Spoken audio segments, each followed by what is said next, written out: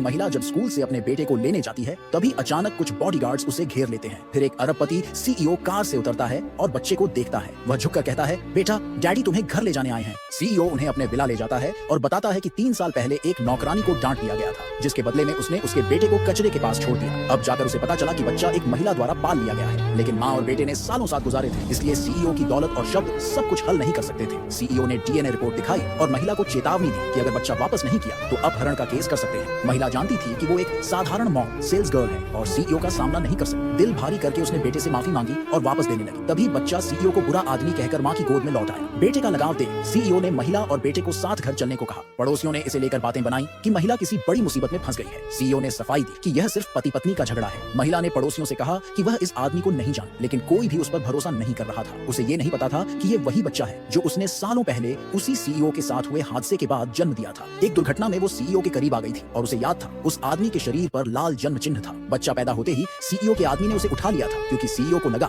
वो महिला उसे फंसाना चाहती है। उसे बताया गया कि बच्चा मर गया है। फिर उसने एक और आदमी से शादी की, लेकिन वो परिवार उसे बांझ समझकर छोड़ गया। बाद में पता चला कि उसने पैसों के लिए उससे शादी की थी और महिला सब कुछ खो बैठी। 3 साल पहले उसका बच्चा और माँ बनने की क्षमता दोनों खत्म हो गई। वह नहीं समझ पाई कि गलती उसकी क्या थी। हर दर्द उसी को झेलना पड़ा। वो टूटकर सड़क किनारे बैठ गई। तभी किसी बच्चे के रोने की आवाज आई। ठंड में एक बच्चा अकेला पड़ा था। उसने अपना कोट उसे पहनाया और उठा लिया। उसे लगा शायद भगवान ने उसे एक अनाथ बच्चा दिया जिसे वो अपना सकती है। धीरे धीरे वो और बच्चा एक दूसरे के सहारे जीने लगे। यही वो बच्चा था जिसे सीईओ अब वापस मांग रहा था, लेकिन बच्चा सीईओ को पहचानने से इनकार कर देता है। वो कहता है, अगर तुम मेरे पिता हो तो बताओ मुझे क्या पसंद है। सीईओ कोई जवाब नहीं दे पाता। बच्चा सीईओ को अपनाने से साफ मना कर देता है। तब सीईओ कहता है कि वह उसका सौतेला पिता बनना चाहता है और महिला से शादी करने का प्रस्ताव देता है। महिला और बच्चा हैरान रह जाते हैं। दोनों जानते थे कि बच्चा किसी एक से अलग नहीं रह सकता, इसलिए उन्होंने शादी को मंजूरी दे दी। सीईओ का असली मकसद था कि बेटा धीरे धीरे उसे अपना ले, फिर वह महिला से तलाक ले लेगा। बेटा माँ से कहता है कि भले ही आदमी बदसूरत है पर अमीर है तो उसे स्वीकार कर लो। सीईओ को डर था कि अगर महिला को उसकी असली दौलत का पता चल गया तो वो कभी उसे जाने नहीं देगी, इसीलिए वह गरीब बनने का नाटक करता है। कहता है कि कार और बॉडीगार्ड्स